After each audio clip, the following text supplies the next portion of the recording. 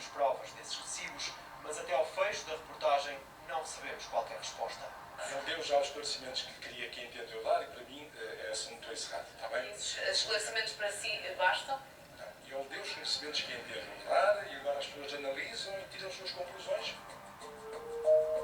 Na teia surge agora mais uma ligação à construtora Willa em Mons Neves. Hernani Dias comprou um apartamento em Vila Nova de Gaia em 2023. Quem fez a venda foi a imobiliária Firmamento, que é detida por vários sócios da construtora. À RTP, o secretário de Estado, Hernani Dias, voltou a não responder a nenhuma das questões colocadas.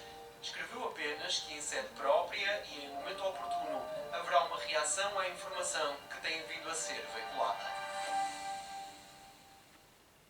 Junta-se agora a nós o advogado Pedro Marinho Falcão, através dos estúdios do Porto. Boa noite, obrigada por se juntar à prova dos factos. Doutor, vou começar por uma questão relacionada com a comunicação destas sociedades. A primeira sociedade foi comunicada à entidade para a transparência, mas a segunda sociedade não foi feita essa comunicação, pelo menos até à hora desta reportagem e deste programa. Portanto, até agora essa comunicação não foi feita. Não teria de ser feita?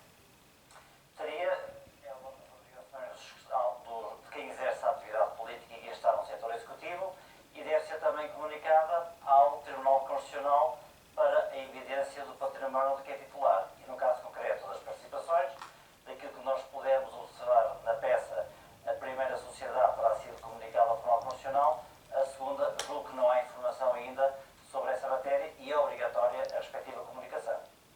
E em relação também aqui às suspeitas, ou pelo menos às dúvidas que esta situação coloca, estamos a falar de duas sociedades, uma delas criada um mês antes destas alterações à Lei dos Solos ser aprovada em Conselho de Ministros, e estamos a falar de um secretário de Estado que está diretamente ligado a este assunto. Bom, este problema tem duas dimensões e tem que ser analisado com alguma cautela. A circunstância de ser um secretário de Estado que tutela a Lei dos Solos, por si só, não é ou não impede de constituir uma sociedade que se dedica ao exercício de uma atividade imobiliária. Imagine que esta sociedade imobiliária vai adquirir imóveis, apartamentos, lojas, com o propósito de arrendar. Não tem nenhuma conexão com a lei que foi recentemente aprovada. Da mesma forma que se adquirir apartamentos para revenda ou outro tipo de bens imobiliários já construídos, não tem qualquer conexão com a lei dos solos. Por isso, a primeira questão que é preciso analisar é de saber, em concreto, que tipo de operações, negócios é que foram realizados por esta sociedade. Se chegar à conclusão que são negócios absolutamente distantes dos efeitos resultantes da aplicação da lei dos solos, então não há nenhuma conexão e não há qualquer tipo de ilegalidade. Se, pelo contrário, sabendo que esta lei ia ser aprovada, foram realizadas operações que tiveram na sua gênese o aproveitamento do conhecimento da lei dos solos, então, neste caso, podemos estar não só perante uma violação de uma questão ética ou deontológica, mas também perante uma ilegalidade. Portanto, o que é preciso, antes de mais, sem podermos especular sobre este assunto, é saber exatamente qual foi a tipologia das operações que foram realizadas por esta sociedade imobiliária. Porque também, Mariana, deixe-me adiantar o seguinte: a circunstância de ser um secretário de Estado que está ligado ao ordenamento do território não o impede de ter participações em sociedades imobiliárias. Não há aqui nenhuma inibição.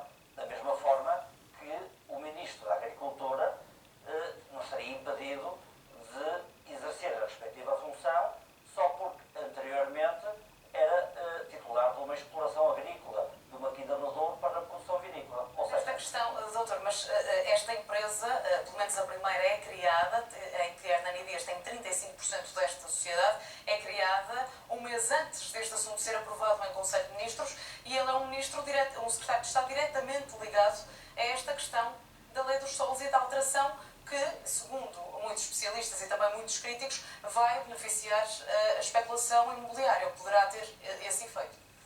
de facto, agora, sem saber em concreto que tipo de operação é que vão ser realizadas por estas empresas, do ponto de vista jurídico não há nenhuma ilegalidade. Diz-me-á que, do ponto de vista ético, do ponto de vista da aparência daquilo que deve ser o distanciamento de quem exerce a atividade política perante os negócios a realizar, eu diria que, na verdade, isto deveria ser especialmente ponderado, e alguém que exerce uma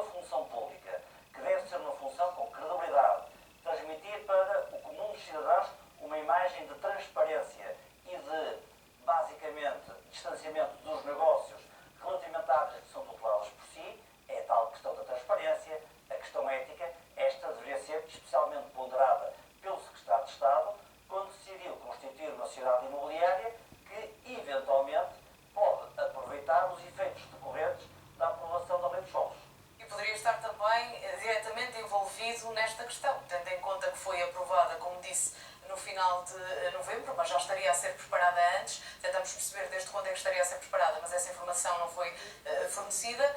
Mas é um dos secretários de Estado que tem estado ao lado do Ministro da Coesão por várias vezes em que esta matéria está a ser defendida. Pelo menos aqui nesta questão ética, não deixa este secretário de Estado fragilizado? Eu diria que não deixa o secretário fragilizado, mas diria que, do ponto de vista ético, levará com que o comum dos cidadãos olhe com desconfiança para este tipo de operação. E como há pouco dizia, quem exerce funções públicas, ainda por cima é titular de um alto cargo público, deve naturalmente tomar em linha de conta o tipo de operações e de sociedades a que pertence, nomeadamente se mantém uma estreita conexão com as áreas que são tuteladas por si. E por isso, do ponto de vista ético, pode ser criticável a opção, do ponto de vista jurídico, não me parece que haja aqui qualquer tipo de ilegalidade, salvo se, numa investigação mais fina, se vier a detectar que estas sociedades realizaram operações obtendo proveitos resultantes da alteração da lei dos solos. Nessa altura, já não é uma questão de mera aparência, de mera transparência, de mera questão ética, mas sim uma questão de legalidade, eventualmente enquadrada até do ponto de vista criminal. Ambas as empresas estão impedidas de fazer, por exemplo, contratação pública.